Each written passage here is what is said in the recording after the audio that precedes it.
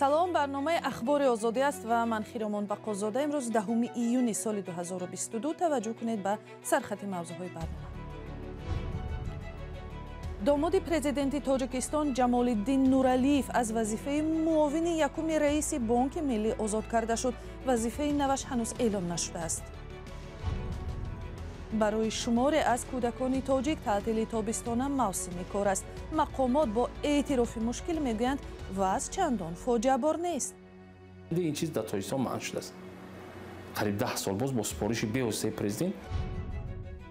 Фаришта Шарифӣ баъди фирор аз Афғонистон талош дорад дар Тоҷикистон бар қолабҳову боварҳои шахшудаи иҷтимоӣ ғолиб ояд. یک روز استاد ما بر ما گفته که یک دختر نمیتونه که فرض مثال انجینیر شود. бо як фармони президенти Тоҷикистон рӯзи 10 июн Ҷамолиддин Нуралиев аз мақоми муовини якуми раиси Бонки Миллии Тоҷикистон барканор шуд. дар шарҳи расмии ин хабар гуфта мешавад ки домоди президент Эмомалӣ Раҳмон бо сабаби ба вазифаи дигар гузаштанаш аз ин мақом барканор мешавад. вазифаи нави Ҷамолиддин Нуралиев феълан эълон нашудааст. Нуралиев ҳамсари Озода Раҳмон духтари президент аст ки дар мақоми раиси дастгоҳи иҷроияи раис ҷумҳур кор мекунад. Нуралиеви 44 сола ки хатм кардаи мактабҳои олии ғарбӣ буда дар Бонки ҷаҳониву хазинаи байналмилалии асъор кор кардааст, шуро аз соли 2007 ба кор дар ҳукумати Тоҷикистон гузашт ва дар вазифаҳои муовини вазири молия ҳам кор кард. бар асоси фармонҳои дигар Ҷаббор Носирзода аз вазифаи раиси ноҳияи Шаҳри Нав озод шуда, ба ҷои ӯ Абдуқодир Вализода ба ин вазифа таъин шуд. ҳамчунин бо фармон ва қарорҳои дигари президент имрӯз мақомҳое дар сатҳи муовинони вазири энергетика, ректорони донишгоҳи омӯзгории Душанбе ва дигар муассисаҳои таълимии кишвар нав шуданд. Амриддин Аловатшоеви зиндонӣ як чеҳраи шинохта дар миёни ҷавонони Бадахшон гуфтааст, ба зинаи болоии додгоҳ шикоят намекунад. дақиқ нест ки ин тасмими ӯ мустақилона гирифта шудааст ё зери фишор. Аловатшоевро охири моҳи апрел бар асоси 5 банди кодекси ҷиноӣ ба 18 соли зиндон маҳкум карданд. ҳамкорам Мирзонабӣ Холиқзод мавзӯъро пайгирӣ карда ва дар студия бо мо аст. Мирзонабӣ, чаро Аловатшоев аз шикояти худ даст кашидааст? бибинед, ба қавли як манбаи огоҳ аз қазия Амриддин Аловатшоев гуфтааст ки ба бозбинии ҳукмаш бовар надорад. ин дар ҳолест ки пайвандони Аловатшоев пештар ният доштанд ки аз болои қарори додгоҳ шикоят баранд.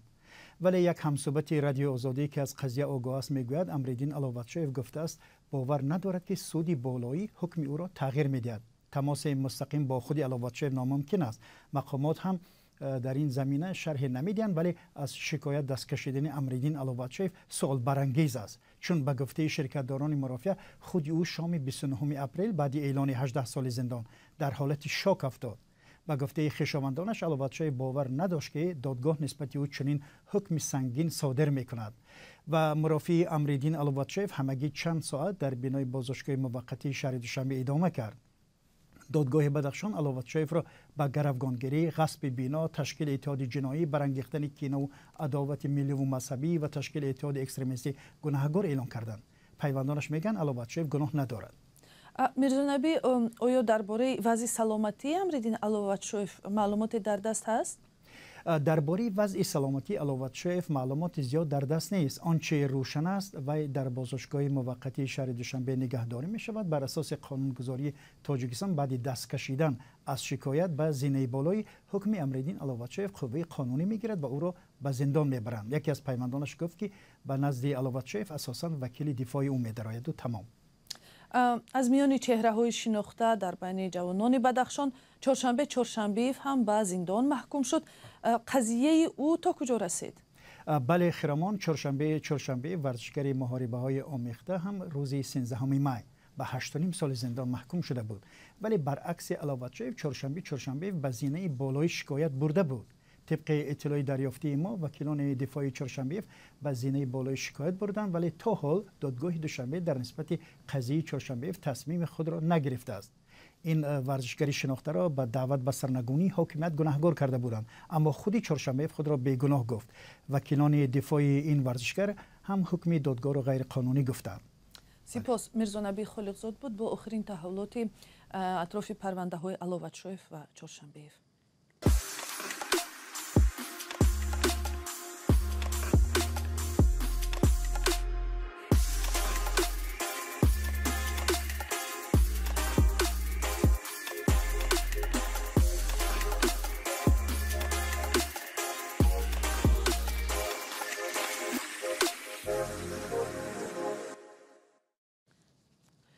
با فرارسی تابستان و شروع تعطیل مکتب در تاجیکستان در بازار و مکان‌های تجارتی و خیابان‌های شهرها صفی کودکان کارگر بیشتر به چشم می‌رسد. بعضی تحقیقات معلوم کرده است که بسیار فرزندان عائله‌های کم بضاعت و سرفرزند و اساساً پسر بچه‌های 15 تا 17 ساله بر عوض پول غیر رسمی بار و عربه‌کشی، کار در صحرا و آشپزخانه‌ها یا اجرای سفارش‌های مختلف را به عهده می‌گیرند. این ارتشی نورسان یاری رسان اساسی والدانشان با حالتهای زیادی پایمالشوی حقوق و آزار و اذیت هم روبرو می شوند.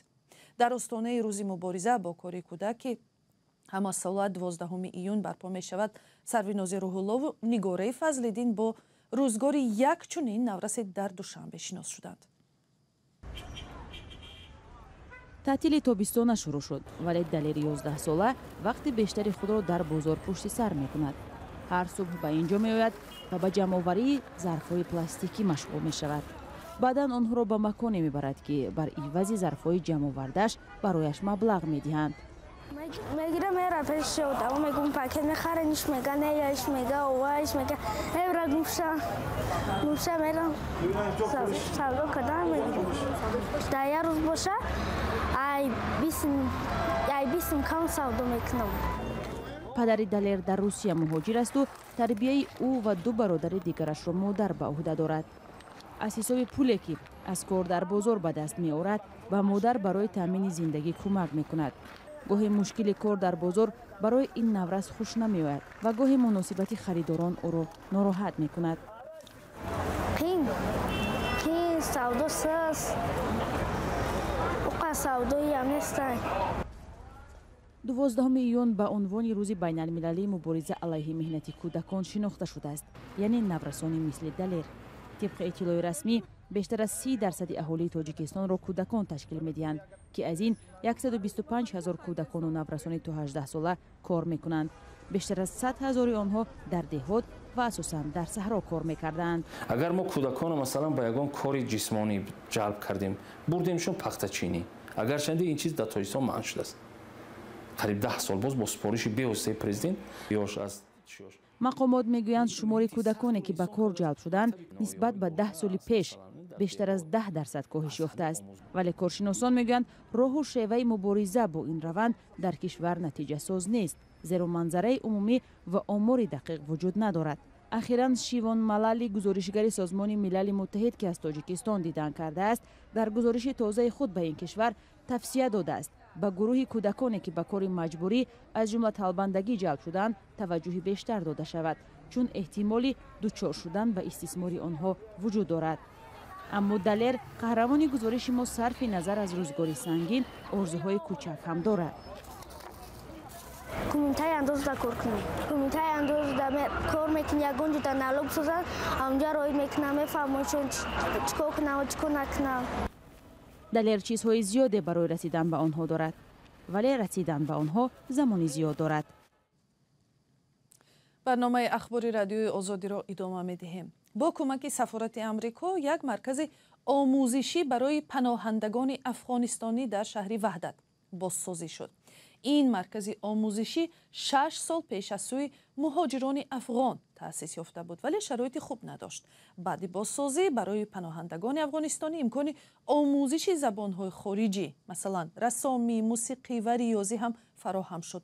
این مرکز برای صدها پناهجوی افغانستانی مقیم تاجیکستان مکان تحصیل و هنرآموزی گردیده است. گزارش مولا رجب یوسفی در این باره است. فرشته شریفی 5 سال است که در این مرکز درس می‌خواند. اول زبان‌های فرانسوی و انگلیسی را آموخت و بعد ریاضی. حالا خودش از فن ریاضی درس می‌دهد و هم رسامی را می‌آموزد. این اولین نقاشی ما هست و قسمی که استاد گفتن میفهمیم بسیاری از ماها یعنی بسیاری جوامعی که هستند و دخترها حق درس خواندن را ندارن، حق تحصیل را ندارن و یا چی در داخل کشور چی در خارج از کشور و همچنان این تصویر هم نشان میده که یعنی یک دختر مستقل را. در اکثر تصویرهای فرشته 21 ساله زنان غمگین تصویر شده‌اند. خودش میگوید تصویرهای او بازگوی وضع فعلی زنان و دختران در افغانستان است. بعد تعمیر بنا در این مرکز برای آموزش موسیقی هم شرایط فراهم شد. احمدشاه دولت نظر استاد این فن است. میگوید در افغانستان برای رشد موسیقی شرایط سازگار نبود. در تاجیکستان هم تا آمدن به این مرکز جای تمرین نداشتند. توجه مسئولین بالکل خیلی خوب است. خیلی خوب است برای به خاطر موسیقی. گفتم بیشتر عرض کردم که با ما همکاری صورت گرفته در عرصه جایگاه موسیقی، چون در ریج ما که زندگی میکنیم ما نمیتونیم در اما جایی که زندگی میکنیم اتاق یا خانه موسیقی بکنیم. در شهر وحدت که میزبان هزارها پناهنده افغانستانی است، مرکز آموزشی را با نام کورس اسکندر میشناسند. تأسیس دهنده مرکز سال گذشته از تاجیکستان رفت. فعالیت مرکز حالا وسیع شده است. در آغاز اول انگلیسی بود و بعد ریاضی امروز اضافه شد. بعد تعداد مهاجر اینجا بیشتر شد و همکاری خود حکومت محلی و معارف ما را دستگیری کردند که ما تانستیم اینجا زبان ها بیش از 5-6 زبان ما اینجا تدریس میشه. در این صنفخانه زبان انگلیسی می آموزند، هم خردسالان و هم بزرگسالان. هر دو قشر باور دارند که بعد از تاجیکستان رفتن زبان انگلیسی به دردشان میخورد. ادیب رحمان بعد 1 سال آموزش با انگلیسی فکرش را بیان میکند. I have a dream to make Afghanistan and peace in Afghanistan. تصویرهای فرشته، صحبت‌های ادیب رحمان و هم سرودهای احمدشاه تقریباً یک درد را افاده میکند. درد دوری وطن و آنچه بر سر افغانستان آمده است.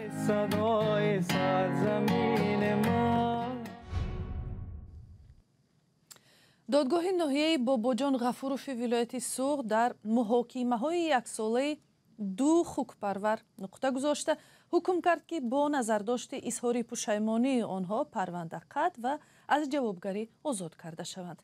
قضیه از آنجا شروع شد که فرمای خوکپروری در افلاس یا آلوده کردن آبهای روی زمینی و زیر زمینی موضع دهمای گناهگار دانسته شدند. فرزان محمدی گزارش می‌دهد. مالکان فرمای خوکپروری در ناحیه باباجان غفوروف برای آزادی خبر دادند که آخر ماه گذشته بنابر برطرف کردن ضرری رسانده شده و پرداخت جریمه از جوابگری جنایتی آزاد شدند. دوران مصطفی و نسیم دوسمتوف بیش از 15,000 سامانی را برای برقرار کردن زمین از پرتاب خوک‌ها ضرر دیده پرداخت کردند. همچنین جای پرتابگاه را برای افلاس نشدن اطراف عوض نمودند. قبلا از سوی دادستانی این ناحیه نسبت آنها طبق قانون جمهوری تاجیکستان برای خراب کردن زمین پرونده جنایی باز شده بود، ولی به سبب پشیمانی از این کردار طبق دیگر ماده سبک کننده پرونده آنها قطع گردیده است. 2 صاحبکار در این فرم تقریبا 400 خوک را پرورش میکنند. مسئولان ریاست حفظ محیط زیست در منطقه گفته بودند که با زیاد شدن این نوع چاروا آلودگی اطراف بیشتر شده است. هرچند در نزدیکی‌های این منطقه مردم زندگی ندارند، مقامات زمین آنجا را کشاورزی میکنند. ولی این بار اول نیست که اداره حفظ محیط زیست نسبت آنها برای آلوده کردن اطراف چاره‌جویی میکند. نسیم دوسمتوف را سال گذشته با گناه افلاس یا آلوده کردن دریای سیر به 1.5 سال کار اصلاحی مجبور کردند. وی 300 خوک داشت ولی ادعا داشت از ناچاری میپرورد.